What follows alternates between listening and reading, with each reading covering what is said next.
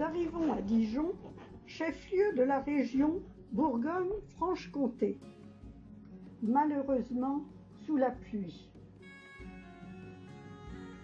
pour une visite guidée de la ville. Cette ville possède un riche patrimoine historique et architectural.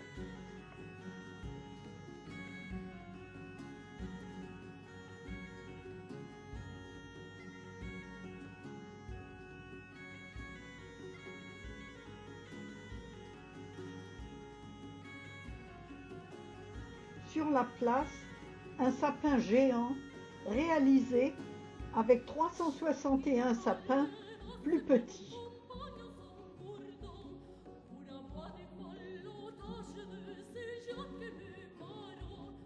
En raison de la pluie, nous nous réfugions sous le porche de l'église Notre-Dame de Dijon.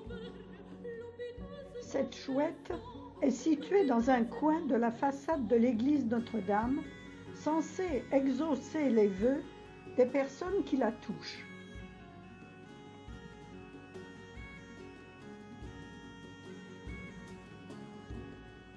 Et nous poursuivons notre promenade dans Dijon, qui possède un pôle agroalimentaire traditionnel, moutarde de Dijon, crème de cassis et kir, pain d'épices et chocolat Lanvin.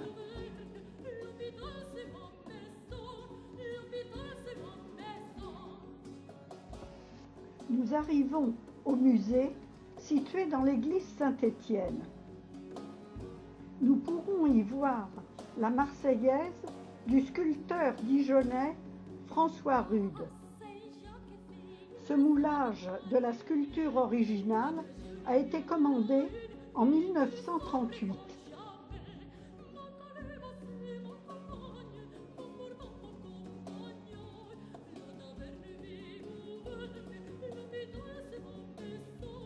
Et nous quitterons Dijon par la porte Guillaume, superbe arc de triomphe marquant l'entrée de la vieille ville de Dijon.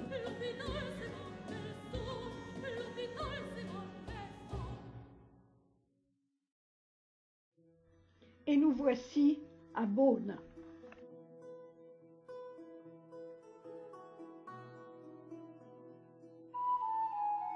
L'Hôtel-Dieu de Beaune est un lieu unique où rayonne l'esprit de la Bourgogne ducale. Cet hôpital, palais pour les pauvres, a été fondé en 1443 par Nicolas Rolin, chancelier du duc de Bourgogne. Les successeurs ont poursuivi son œuvre afin de maintenir l'excellence de ce lieu de soins. Classé monument historique dès 1862, le lieu a toujours gardé ses principes d'origine, charité et soins, jusqu'en 1971. Grâce à une communauté soignante mise en place dès sa fondation. Cette communauté persiste encore aujourd'hui dans le nouvel hôpital.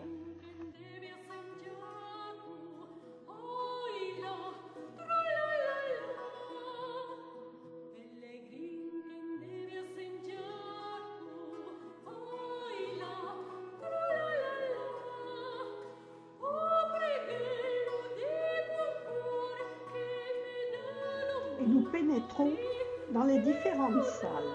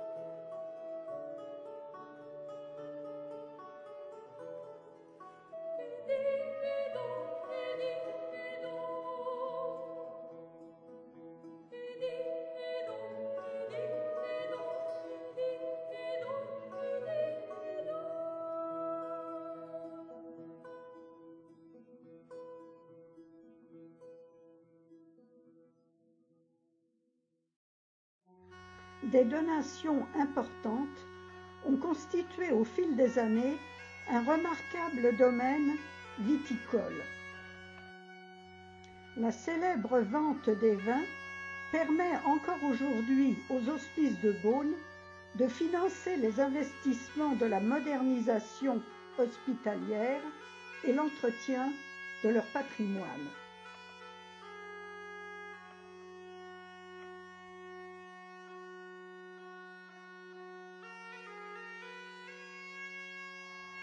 Bienvenue dans l'univers de la vigne et du vin.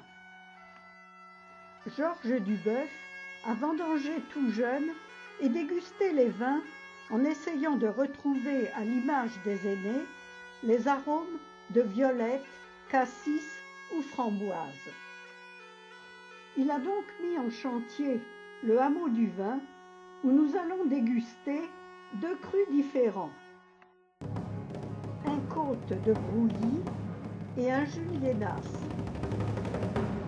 Les salles sont réservées tout au long de l'année pour des événements exceptionnels ou des séminaires.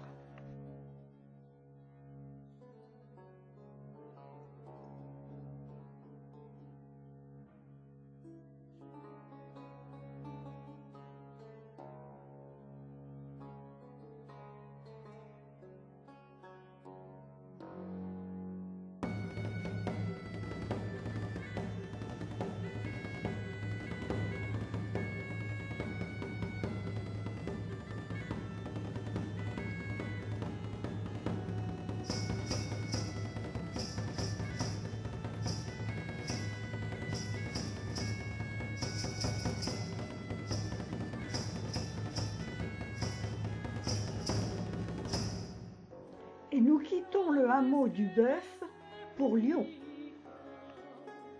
L'Hôtel-Dieu de Lyon est l'un des plus grands bâtiments de la presqu'île de Lyon. Il est construit en bordure ouest du Rhône, dans le quartier de Bellecour.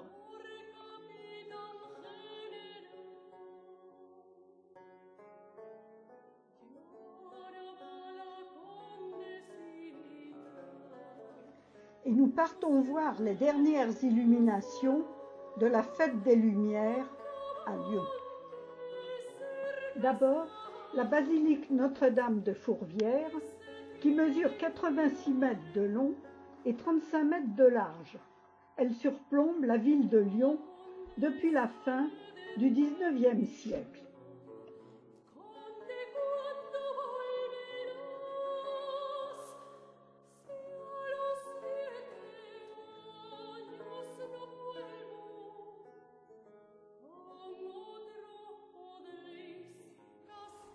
Entre l'eau sinueuse de la Saône et les imposantes architectures de la colline de Fourvière, nous pouvons voir des créatures imaginaires.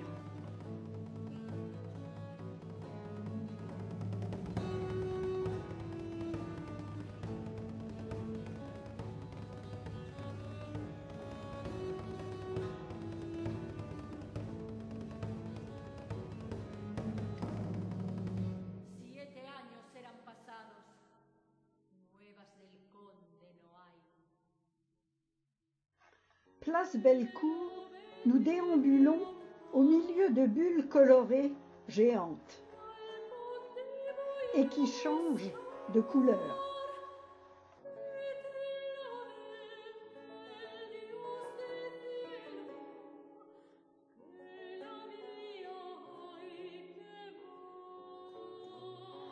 Et d'autres hologrammes sur des immeubles.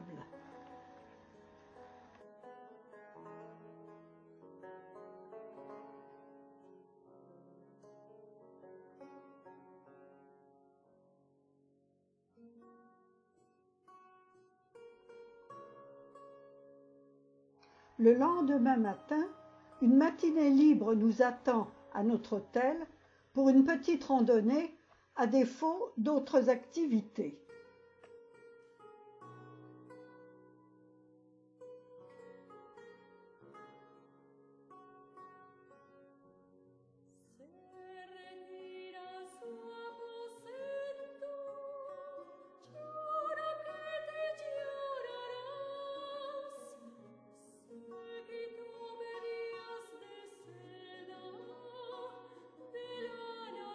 L'après-midi, nous faisons une première visite en autocar.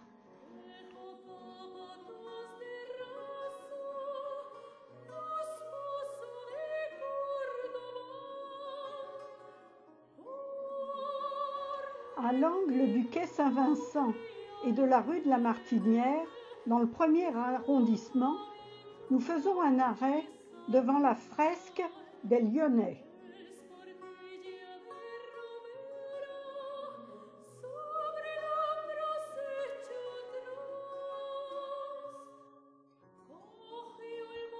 Là, les frères Lumière.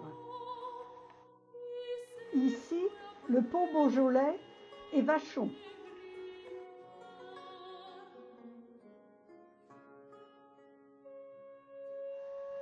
Depuis presque 30 ans, les artistes de Cité Création donnent vie à des murs aveugles. Et nous commencerons par l'histoire du mur des Canuts. Anduviera 7 puertas sin con él poder hallar, y al cabo de las 8 con el conde vino a dar. Et voici ce mur, aujourd'hui, boulevard des Canuts, dans le 4e arrondissement. Limosna le fue a rogar.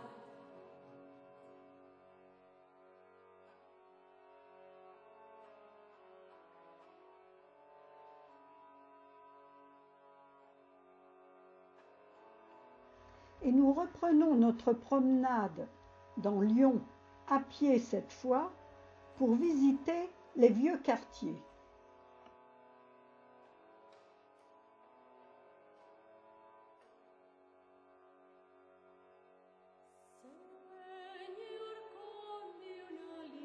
Les traboules sont des raccourcis qui relient une rue à l'autre à travers un ou plusieurs immeubles.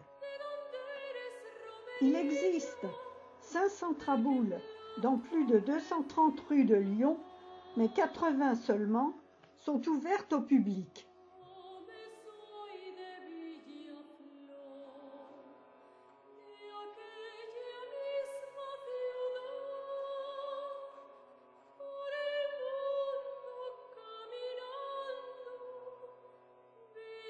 Le soir tombe et nous pourrons voir de nouveau la basilique Notre-Dame de Fourrière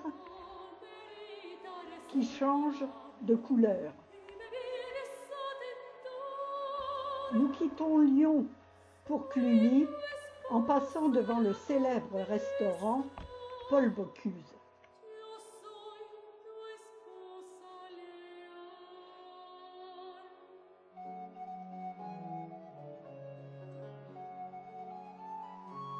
Depuis le Xe siècle, l'abbaye de Cluny commence à créer le premier réseau européen de monastères grâce à son indépendance.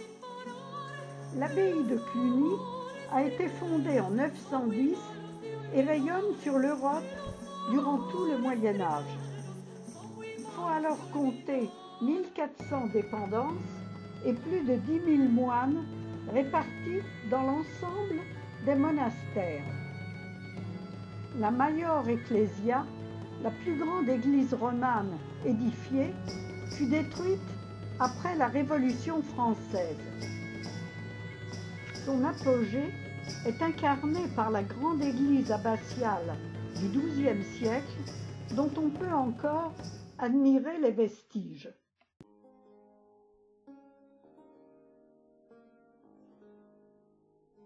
Les chantiers successifs transforment l'abbaye avec au XVIIIe siècle la reconstruction de bâtiments monastiques et du cloître visible aujourd'hui.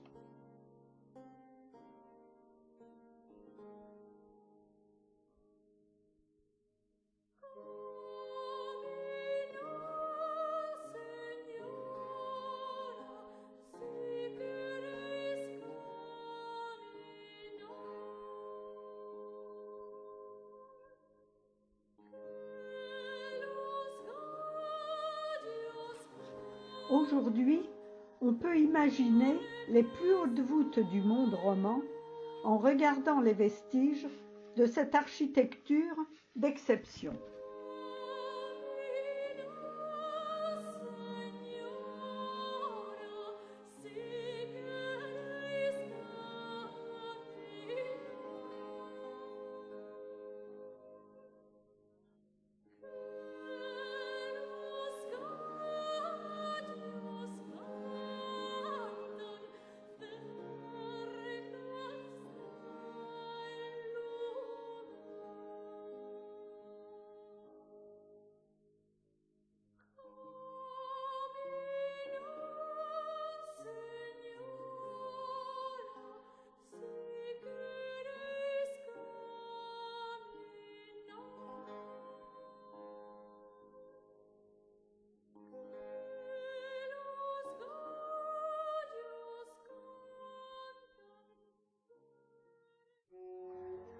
Les recherches archéologiques continuent d'enrichir nos connaissances et on peut découvrir nombre de sculptures romanes au musée d'art et d'archéologie.